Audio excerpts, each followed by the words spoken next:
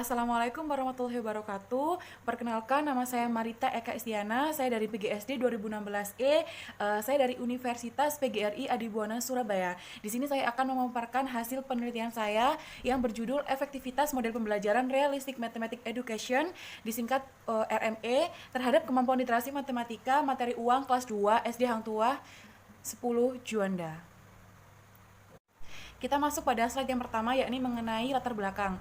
Menurut PISA pada tahun 2015 menyatakan bahwa rendahnya literasi membaca terdapat pada literasi sains dan matematika. Nah, kemampuan literasi matematika dikatakan rendah dikarenakan menurut peneliti, saya sebagai peneliti melihat di lapangan sebagian siswa belum mampu untuk mengerjakan soal cerita dengan benar dan tepat. Sebagian siswa hanya membaca soal cerita tetapi tidak memahami isi dari soal cerita tersebut.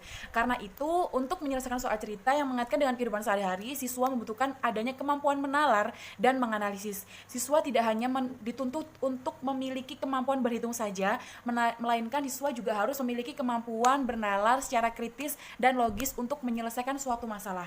Nah, kemampuan menalar di sini dan menganalisis itu disebut sebagai kemampuan literasi matematika. Nah, kemampuan literasi matematika dapat diterapkan melalui model pembelajaran yang memiliki kesamaan indikator. Peneliti memilih salah satu model pembelajaran matematika, yaitu model pembelajaran RME atau Realistic Mathematics Education, yang memungkinkan tepat diterapkan di Indonesia. Nah, model RME ini memudahkan siswa untuk mempelajari ilmu matematika karena model pembelajaran ini merupakan model pembelajaran yang mengaitkan matematika dengan realita dan matematika merupakan aktivitas siswa. Untuk rumusan masalah di sini yang pertama, yakni apakah kemampuan literasi matematika siswa yang diajar menggunakan model RME lebih baik daripada kemampuan literasi matematika siswa yang diajar menggunakan model bukan RME. Rumusan masalah yang kedua yakni bagaimana aktivitas siswa yang diajar menggunakan model RME.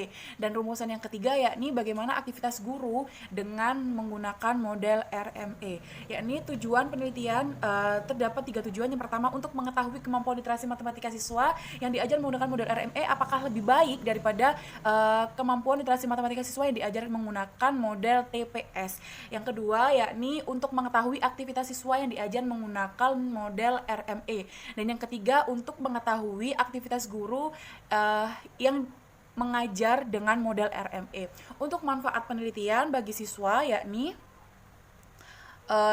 untuk manfaat, yakni bagi siswa, peneliti, guru, dan sekolah. Manfaat bagi siswa memberikan gambaran, pengetahuan, aktivitas secara langsung mengenai materi uang. Untuk peneliti, yakni menambah wawasan ilmu dan pengetahuan peneliti khususnya pada efektivitas model RME terhadap kemampuan literasi matematika. Untuk seorang guru, untuk beberapa guru ya, untuk guru untuk meningkatkan proses belajar lebih efektif, aktif, dan bermakna. Untuk sekolah, manfaatnya yakni mempunyai ide baru untuk menciptakan suasana belajar yang kondusif. Selanjutnya kita akan membahas mengenai kajian pustaka, yakni slide ketiga. Kajian pustaka saya menyangkut model pembelajaran, teori Brunner, kemampuan literasi matematika, dan model RME. Jadi model pembelajaran ini merupakan kerangka konseptual yang menggambarkan prosedur yang sistematis dari awal hingga akhir pembelajaran dengan mengimplementasikan pengalaman belajar siswa untuk mencapai tujuan akhir pembelajaran. Untuk teori Brunner ini saya menekankan pada keaktifan siswa untuk membangun pengetahuan sendiri hingga siswa mampu menemukan konsep, menekankan proses belajar yang difokuskan pada siswa, sedangkan guru berfungsi hanya sebagai fasilitator. Untuk kemampuan literasi matematika, yakni kemampuan untuk merumuskan, menggunakan, dan menginterpretasikan pengetahuan matematika dalam menyelesaikan masalah matematika sehari-hari secara efektif dan dapat mengembangkan pengetahuan matematika dengan pengalaman baru yang telah dialami. Untuk model RME, yakni model pembelajaran yang mendorong siswa dalam mengaitkan antara pengetahuan yang dimiliki untuk diterapkan dalam kehidupan sehari-hari siswa. Selanjutnya yakni mengenai metode penelitian. Saya di sini mengambil kuasi eksperimental dikarenakan kuasi ini hanya mengontrol variabel-variabel yang akan dijadikan penelitian, tetapi tidak dapat berfungsi sepenuhnya untuk mengontrol variabel-variabel luar yang mempengaruhi pelaksanaan eksperimen. Menurut Sugiono tahun 2016 pada halaman 77. Setelah itu saya mengambil metode penelitiannya ini menggunakan post-test only control design, di mana di sini kelas eksperimen diberi perlakuan, kelas kontrol tidak diberi perlakuan. Nah, tujuannya itu untuk menghemat waktu juga, dan siswa sudah melakukan evaluasi evaluasinya itu berbentuk ulangan harian, itu sama saja dengan hasil belajar sehingga digunakan untuk menentukan kelas kontrol dan kelas eksperimen. Selanjutnya untuk populasi dan sampelnya, populasi penelitiannya yakni seluruh siswa kelas 2 SD Hang Tuah 10 Juanda, dan untuk sampelnya saya menggunakan cluster random sampling dikarenakan teknik ini itu untuk menentukan sampel karena objek yang akan diteliti sangat luas. Ya, ini menurut Sugiono pada tahun 2016 terdapat pada buku halaman 83. Dan di sini saya yang saya random ini kelasnya ya, bukan siswanya. Jadi saya menggunakan cluster random sampling, dan itu sampelnya yang terpilih adalah kelas 2D sebagai kelas eksperimen dan kelas 2E sebagai kelas kontrol. Masuk pada metode penelitian yakni mengenai teknik pengumpulan data, yakni saya menggunakan metode tes untuk mendapatkan data dengan adanya kemampuan literasi matematika setelah mengikuti proses pembelajaran model RME. Untuk metode observasinya itu berfungsi untuk mendapatkan data melalui instrumen atau saya menggunakan instrumen yang tipe checklist ya. Untuk dokumentasinya itu untuk mencari data mengenai hal yang berupa catatan, transkrip, buku, agenda, dan sebagainya. Itu menurut Ari Kunto tahun 2013 pada buku halaman 274. Selanjutnya yakni mengenai instrumen penelitian. Instrumen penelitian ini saya menggunakan lembar validasi. Lembar validasi itu untuk mengetahui kevalidan RPP, instrumen observasi, dan instrumen tes yang telah dibuat sebelum melakukan penelitian.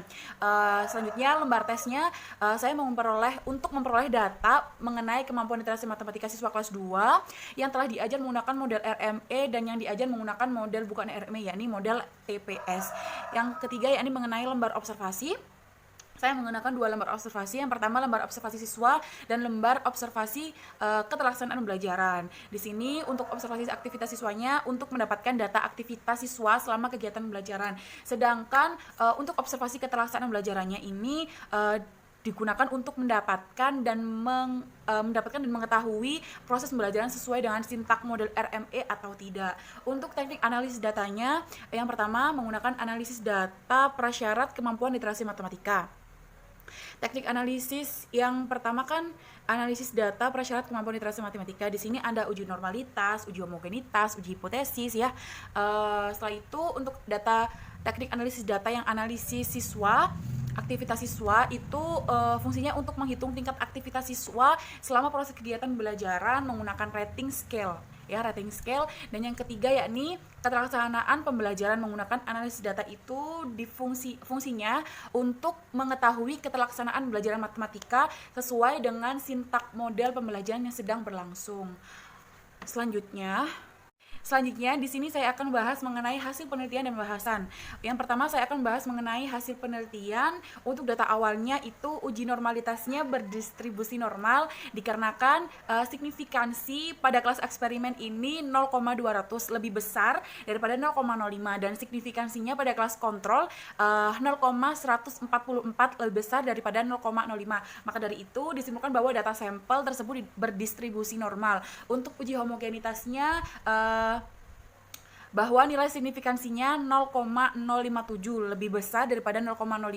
Maka dari itu dapat disimpulkan bahwa data tersebut berdistribusi homogen. Yang ketiga yakni uji keseimbangan, bahwa menyatakan bahwa nilai signifikansinya two-tailed ya lebih besar dari 0,5 yakni signifikansinya 0,096 dan 0,97. Untuk data akhirnya yakni uji normalitas, jika nilai signifikansi 0,200 dan 0,067 ya kan lebih besar daripada 0,5.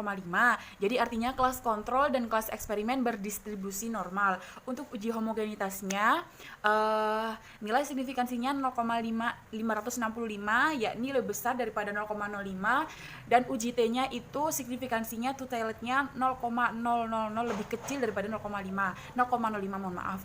Jadi di sini terdapat efektivitas kemampuan literasi matematika siswa menggunakan model RM itu lebih baik daripada kemampuan literasi matematika siswa yang diajar menggunakan model bukan RM yakni TPS. Untuk pembahasan di sini berdasarkan hasil analisis kemampuan literasi matematika siswa yang diajar menggunakan model RME lebih baik daripada kemampuan literasi matematika siswa yang diajar menggunakan model bukan RME yakni TPS.